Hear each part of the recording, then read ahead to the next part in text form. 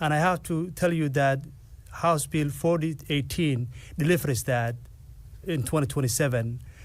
Everything else has been delayed, but that's the most important piece that we come across the aisle and really discuss that, how we make sure that we hold that piece, moving forward.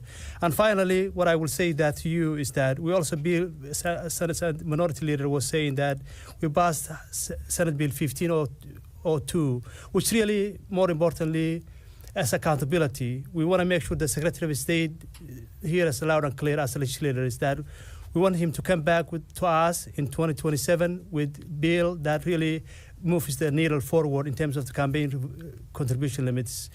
And this issue is something that's really important to me. I've been engaged in this issue for many, many years.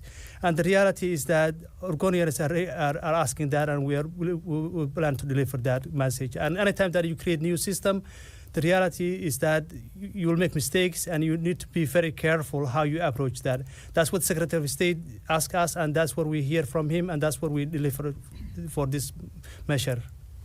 To follow up on that question, it seemed that there were some members of the Democratic Party who were almost reluctant to vote for the bill in its current state. Are you guys satisfied with the state of that bill and the rollout that's coming, just the law in its form? Are you satisfied with it? Or does it need work? I think it definitely needs work, and I think you heard that acknowledgement on at least on my House floor. I'm not sure what the dialogue was in the Senate. It's part of why that trailing bill, the task force bill, was created, is an acknowledgement. This is a new system. I think what a lot of my colleagues had on their minds, I will say what I had on my mind was the Secretary of State's office testimony in the House Rules Committee over the last 2 years, where they were warning us that there was a threat that a risk that this system was going to collapse and fail, and be so complex and hard to navigate that Oregonians couldn't even access it. Not to mention the $25 million cost to implement it. So I think there was some reluctance from members. I was one of those members who was reluctant on this. There's a lot of conflicting testimony on the impacts of this bill. But ultimately, we need a system that works. We will have contribution limits, as Senator Jama mentioned, which I think is prominent for most Oregonians. But I don't think anyone thinks that the law, as it's passed, will be the final law. We're going to need to keep working on it. Okay. Republicans repeatedly criticized Democrats' secession for not working across the aisle. And so I'm wondering, can you highlight some of the bills that you would say are the most impactful for Oregonians where you guys did work together? Do you want me to start, or would you like to start? Yes. So I'll just highlight something that happened in the last couple days. There was two bills. I mentioned this in my carry of the Moda Center, but the day before, yesterday, there's a bill for the Bay Area Hospital, a hospital in Coos Bay, that is in a lot of trouble right now, in a lot of financial distress, where there's pretty severe consequences on the horizon for them if they can't figure it out.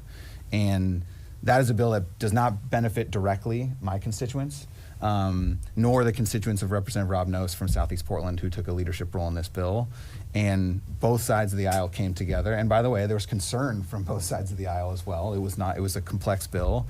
And then the next day, today, we passed the Moda Center package in a bipartisan package, which, again, the Moda Center is a long way away from Southern Oregon or Eastern Oregon, but it's important for Portland, and it's important for the whole state. So on those two issues back to back, I thought it painted a picture of what's possible in Oregon when we work together.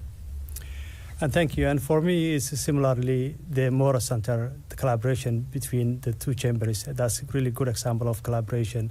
The second bill that I mentioned is actually absolutely the Bay Area Hospital. I voted yes on that bill because I am true believer that our rural communities need access to health care.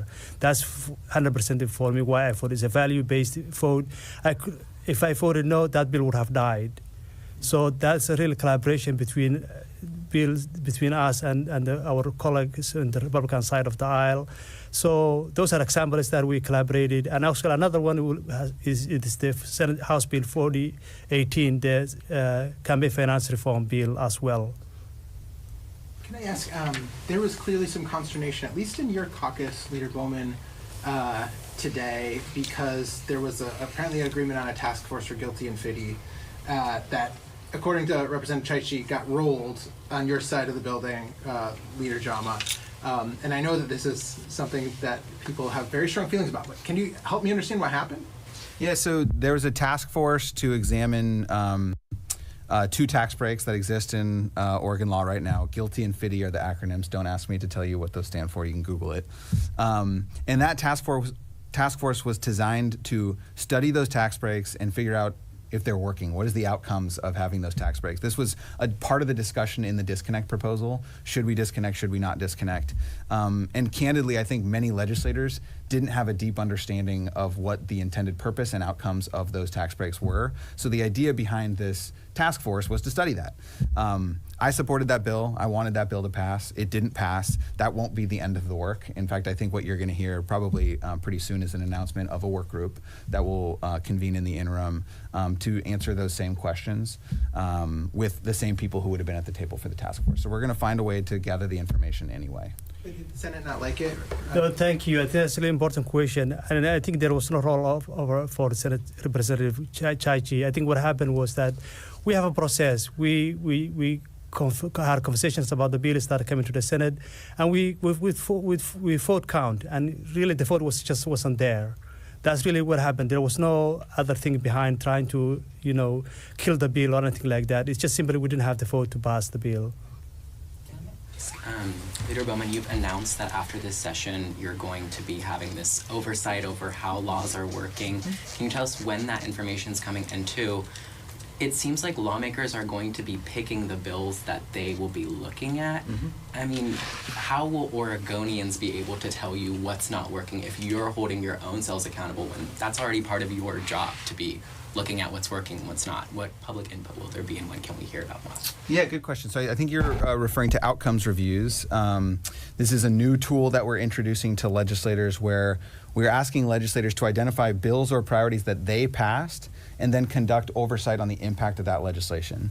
The reason why we want legislators to review the bills that they passed is because we don't want a situation where people are weaponizing oversight and they're using oversight to try to make an argument about why their opponent's bill is bad.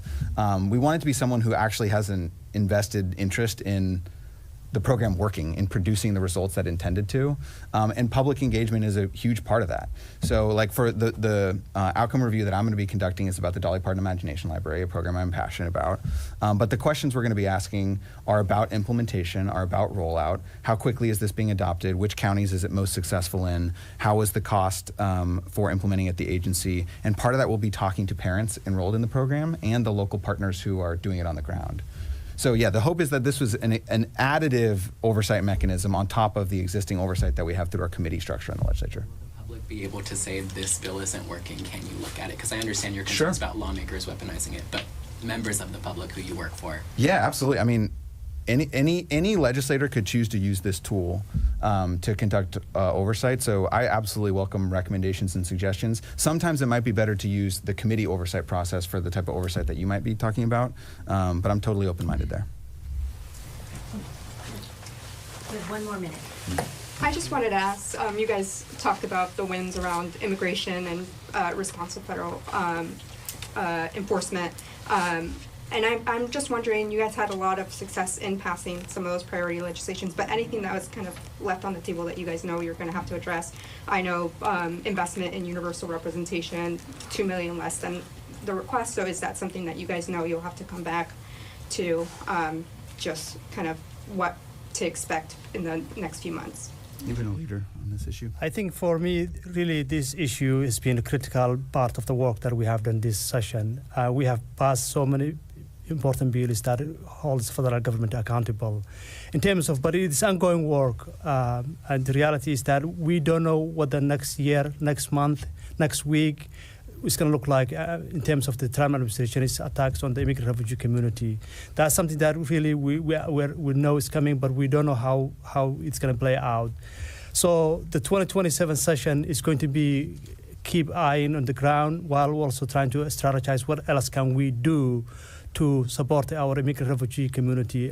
So in this session, as you said, we did the funding legal representation for the immigrant refugees who are in the system, but also we invested $2 million for the refugees who are now being kicked out of the services that they desperately need. So those are investments that we have done it, and again, the goal is really to go back 2027 session and see what else we can do, and it's an ongoing conversation that we're having internally. I'll just add to that a shout out to Senator Jama for being such a strong leader on this issue. I think the work that we did this session has positioned Oregon as a national leader on standing up for our immigrant communities. And what I will say is a little bit unsatisfying about that is we also know that the federal government still has the capacity to do really horrific things to the people who live in this state. And to Senator Jama's point, we're going to have to continue to monitor what is happening in Oregon with the federal government so that we can protect Oregonians who are being unfairly victimized by the federal government. Every long session, it feels like we get hit with just a crush of bills, which we have all talked about in this room many times, and there's always a bill to cap the number of bills that could be proposed. And it just, is that not a genuine effort? Because, I mean, you have the Speaker of the House who brings that bill up this session, and maybe even last session, and it goes nowhere. That's a fair question. I promise you it is a genuine effort. The Speaker cares a lot about that bill. But I would refer you to the Rules Committee where we heard that bill to listen to the opposition testimony from legislators. The opposition is also very sincerely held. Representative Evans in my caucus has very strong philosophical objections to the proposal. And there's a bipartisan coalition in favor and a bipartisan coalition opposed. So the politics are a little funky, but there wasn't the support to move that bill this session. All right, I think you got the governor coming next, right? Thank you so much, everyone. Thank you.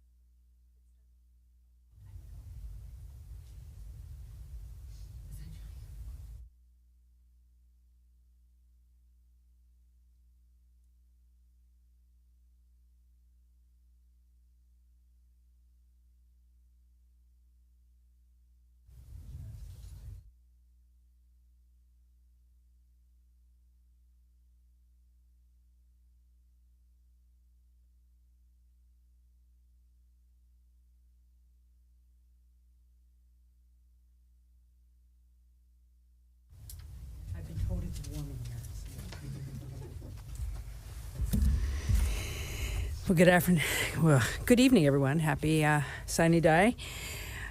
First off, I want to thank all of you for your hard work. Short session's always very intense, so appreciate the coverage and all your inquiries all session long. I want to thank legislators for working to deliver for Oregonians this session. And as I was walking down here, I think we should all remember everyone being back in a completed building, a completed Capitol, the new rooms, the ability for people to meet, the ability for legislators to share a meal in their lounge and talk with each other in ways that up until now, over the last few years with the renovation, was not possible. And the fact that my office is also here in the Capitol helped me also have different meetings as well. I think the kind of tone and success of this session is in part because people were able to spend different time together because the building was done. And for those of you who work here, I think you understand that. So while the president creates a lot of chaos and sends a lot of things towards the states, trying to make things very difficult, Oregon leaders here in the legislature this session stayed focused on protecting essential services, expanding housing, strengthening our economy, and providing new tools to push back on the Trump agenda. Faced with a budget shortfall that was driven by President Trump and congressional Republicans, leaders here in the legislature prioritize steady, responsible governance. And I want to congratulate them on that. As for my 3 bills that I introduced at the beginning of the session, there was strong bipartisan support for my bills. One, creating a pathway for more affordable housing for seniors and manufactured home parks. A bill to cut red tape for our behavioral health workers so we can get more people doing the work they need to do to help Oregonians. And my economic development bill that will help us grow and maintain Oregon businesses, be more competitive with other states, and create good jobs. Together, everyone here in the building tackled the issues that Oregonians care about most. We've stabilized the Oregon Department of Transportation budget. We need to launch a long-term bipartisan conversation about what comes next, and there's more to come on that. You have all, I think, probably received the press release that my office sent out a few minutes, well, about an hour or so ago now, highlighting dozens of bills that I think speak to the focus that legislators brought to this session, delivering those results for Oregonians that they needed to see. And you'll probably figure out that if those bills are referenced in my press release, probably high likelihood that I will sign them. So with that, I'm happy to take any questions. Governor Kotek, Ariel Yakubazi with Point 6 Hi News there. here. Good to see you again. Good to see you. So if you could kind of give some insight into the move for the gas tax vote, what you think might happen, and coupled with that, are you at all concerned with being on the same ballot as it? Well, at this point, with the passage of 1599, my understanding is that will be going to the May ballot. Now, I also understand there's pending litigation, so I'll probably stop there. So I can't really say much more about that. Curious what your role was this session. How, like you mentioned in the beginning, being back in the building changed it for you. How often were you meeting with lawmakers? Where were you meeting them? What was the dynamic between you and the legislators this session? Well, as you probably all know, I have consistently, since becoming governor, and did this when I was Speaker of the House as well, met regularly with Republican leaders. The difference this session, being able to do it in person in my conference room in this Capitol. So just the ability to know that people could pop down the hallway and have a meeting with me, it just creates a different environment. Even before the session started, I created a series of meetings with our Republican leaders, with the Senate President and the Speaker of the House to talk about the ODOT budget hole. We probably had 3 or 4 meetings, evening meetings in my office, talking about how we were going to solve that problem. And there was good hard work also done with a series of legislators working from the Ways and Means angle as well. And by the first week of session, there was a compromise of how to solve the ODOT budget hole. It's not a long-term solution, but it does get the Oregon Department of Transportation through pretty much the end of next year until we come up with some longer-term funding solutions. So I think that's an example of when people are sitting down together, having some snacks, talking over some hard issues, we develop rapport, and then it can be compromise. As you heard from Senator Starr, not everyone liked the decision on how to solve the budget crisis in ODOT, but we all came together, figured it out, and it was a true compromise. Governor Kotek, I'm Victor with K2 News. So, both sides seem to be pretty happy about balancing the ODOT budget without raising taxes. So this gas tax, is this sort of like this long-term solution? Do you strongly believe that? And the other question I also have, so budget cuts were way less than expected. What played into that, and why warn of 5% and 2% cuts if that didn't happen? Thank you for the question. So we'll start with the ODOT budget. Because of the referral, the taxes that were passed in last year's special session were frozen. So there was approximately a $300 million hole for ODOT. And like I said, people came together with a compromise. Those were still tough choices. And you'll notice if you look at Senate Bill 1601, which is the overall budget rebalance bill, it will show you the things that had to be done to balance the ODOT budget. And you also heard from the Republicans, they had other ideas, but what we ended up doing is only taking resources out of the Department of Transportation's budget to balance their budget. But I want to say that was about more than 130 vacancies, unfilled positions in ODOT. When you have that many unfilled positions, it's going to affect service. I spent some time last week with the regional maintenance crew here for ODOT here in Salem. They showed me their trucks, all the rigs. These are very complex pieces of equipment. They don't have enough people to run some of this equipment. That's what vacancies mean. Also, that compromise for ODOT meant taking money away from projects that will not happen, projects that are important for safety and other things across the state. So when people say that somehow there was an easier way to do this, this was also a difficult way to balance the ODOT budget. It's not also a long-term sustainable discussion of how we fund transportation infrastructure in the state. So I fully anticipate we will be talking about that again in 2027. As it relates to the overall budget, coming into legislative session, there was a budget hole. $500, $600 million. People were asked to do reduction lists of 2.5% and 5%. My agencies were asked to give to the legislature cut lists. Legislators looked over those closely. The reason that you don't see the types of cuts is for two reasons. One, they worked hard at looking at other ways to balance the budget without taking essential service cuts. Again, when you take vacancies and other things in other agencies, it will have long-term impact, but that was their first choice. Then they passed Senate Bill 1507, which is the disconnect from some of the Trump tax cuts. That raised over $300 million. That helped them avoid cuts to K-12 education, universities come together to be able to balance the budget. That was a lot of hard work on behalf of the legislators. And just want to remind everyone, because of the Trump tax cuts, the 27-29 biennium budget is even more challenging because of some of the changes in Medicaid. So I'm glad we are where we are. We have balanced the budget. We have maintained and protected essential services, and there are more budget challenges ahead of us. Governor, one of your priorities is economic development right now. I mean, what I have heard from a lot of sort of business-oriented groups in the building is we like a lot of what is in Governor Kotek's bill, but at the same time, Democrats are doing counterproductive things. They don't love the depreciation piece of the disconnect bill. They think that's really damaging. They don't love the TLT increase or shifting money away from tourism spending. I mean, there's a lot of things where people are saying, we're not sure if this isn't on net a counterproductive session. That's the balance that is really hard to strike, I think, often as a Democratic governor. But what would you say to that sentiment? I think we have a very strong economic development message for the session. The fact that we have passed a bipartisan proposal to build the Oregon Arena or modernize it to keep the Blazers and create a facility for the future of Portland, really important. My bill passed 4084. We're going to have fast track permitting here in the state where we can invest and show a pathway for large economic development around the state. There's money for regional infrastructure. We are talking about money for industrial and land readiness. Those are really important wins. And this budget environment created a very challenging dynamic. I would argue it is also good for the prosperity of the state when we can fund this biennium our schools, our universities, and our colleges. That would not have happened without a targeted disconnect from some of the Trump tax cuts that are represented in 1507. That is just the bottom line there.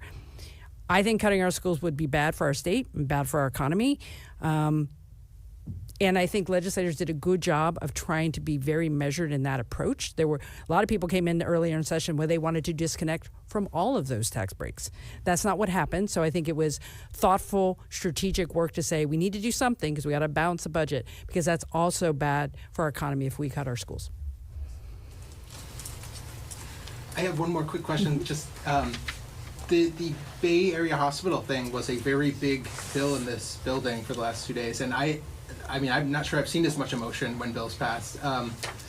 It wasn't on your list at the end, and there are some folks that have supported you in the past that really don't like it. Do you know where you stand on it?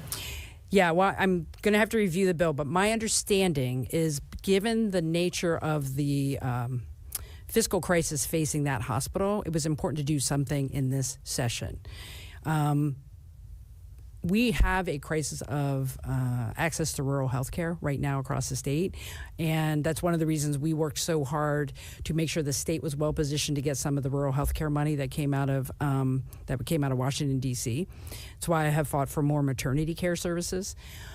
So I don't think anyone's too surprised that some of our rural hospitals have challenges. Bay Areas was particularly acute because of some previous decision making, and I also know sometimes at the end of session, when there's only a couple bills left, everybody just gets very worked up on a particular bill.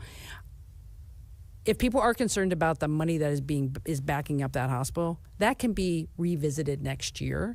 But most importantly, the hospital has some certainty right now around their fiscal situation, and I think that's a win for Southern Oregon. When it comes to campaign finance, the good government groups have vowed to take to a referendum their issues with House Bill 4018. We repeatedly hear lawmakers say it will enforce contribution limits. The good government groups have pointed out a number of ways in which it in fact does not. And a lot of those aren't delayed. They have to do with how you characterize groups, sole purpose, how you characterize contributions.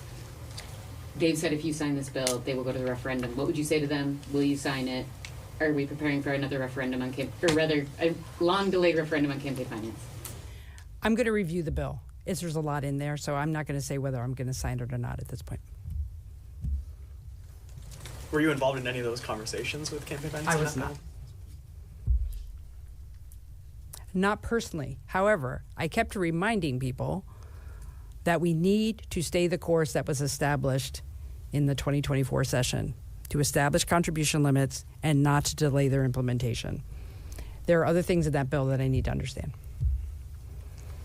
We had a remote question from Noticias Northwest who couldn't be here. They want to know if, given that the legislature has passed several initiatives to protect immigrants, whether you've reviewed these bills and are planning to sign them into law, and specifically whether you'd be prepared to face potential federal lawsuits that might attempt to block some of these measures. Yeah, thank you for the question. Again, I'm going to be careful about saying I'm signing any particular bills. However, I do list 13 bills in my press release that I'm going to call my states' rights bills, and that are pushing back on the Trump agenda. And there's high likelihood that I'll be signing all those bills. We've seen some confusion from progressives and conservatives in this chamber on some of your efforts on economic issues. I know you announced this universal pre-K effort to study it after you've criticized preschool for all in Multnomah County. Your Economic Development Council reportedly had some members who were frustrated with your position on the disconnect. You didn't get the endorsement of OEA, and I know there's some dispute over the Working Families Party part as well. And we often hear Republicans question where your Prosperity Council is when there are bills they don't like on the floor. And there was the change on data centers that it seemed like you support the one-year moratorium now. I'm happy with where my bill landed, yes. I guess I'm just wondering, has anything about your governing philosophy changed, and how much is the election influencing that? I know you told my colleague earlier that your values haven't changed as a progressive, but we've seen a lot of confusion on that, so I'm just wondering where you stand. I know, it's so surprising. So here's the thing. I am a progressive and I am pragmatic, and anybody who has watched me in my almost 20 years in public office can show time after time I have brought people together and said, you need to figure things out. And ultimately, when it comes to prosperity, we have to create more jobs. We have to be willing to push to say, how do we maintain our values, but also say we are open for business and we are competitive with other states. I think we have reached a good place in this session. There's certainly more work to do. The Prosperity Council will be bringing me recommendations for next year's session. And I've told people, one of the ways that we will have the resources we need to pay for our schools, to pay for our services, if more people have really good paying jobs and they're able to pay income taxes to help support the services that we all need here in the state. And that is my hope there. When it comes to the early childhood roundtable, that is an issue that we have heard from around the state, that childcare, access to preschool is a working families issue, it's an early learning issue, it's a developmental issue. And I'm looking forward to having the opportunity next year to start that path to universal preschool across our state, because that is also for the future economic prosperity of our state. Are you able to, once those recommendations come, will you publicly share that with all of us? For the early learning? From the Prosperity Council. Yes. So, the Prosperity Council will be providing me recommendations, I believe, middle of the year sometime. And we will certainly be talking about them. We will be talking, outreach to get feedback on them. And then that will be helping me form my next recommended budget and my legislative concepts for the 2027 session. So they will be more public. And that's true for a lot of the groups. The Data Center Advisory Group will have public recommendations eventually here as well. As you can see, I am teeing up some very, very important issues for the 2027 session and beyond, things that we know we need to solve in this state, building prosperity around the state, making sure we have early childhood, making sure that when we do prosper in this state, it does not have adverse effects on our environment. All of those things have to be addressed, and so it's going to be a busy year for me in addition to this other thing I'm doing. So, Governor Kotek, so you signed SB 1599 after the Secretary's requested deadline. He's now been sued twice. I guess, I'm curious what your message is to Oregonians who are now trying to scramble and either come up with the money to put something on the voters pamphlet or have just a few days to collect the signatures and feel like they're kind of being blocked out of this public participation process. I think that's a better question for the Secretary of State. I trust that he's going to provide enough pathways that folks can be heard. And again, if it is on the May ballot, it is going out to everyone who is a registered voter to have their voices heard on a matter that they have said they want to have their voices heard on at the ballot. Governor, yesterday I did a story about Washington County. They basically don't have any shelter beds available because they can't keep up with the amount of people who are being homeless. And some blame the amount of evictions happening, especially after the last session. And in fact, they said that there were like 2,000 evictions across the state in February. So is there anything that being done, any talks about that to sort of help people preventing evictions essentially? Well, it is accurate to say that the budget that the legislature passed last year, this current budget, did not provide as much eviction prevention dollars as we had in the previous biennium, and that has impact. And you could take that up with our legislative budget writers, but it does have impact. And we are maintaining the shelters. That was what was funded in the budget to make sure shelters across the state are being funded.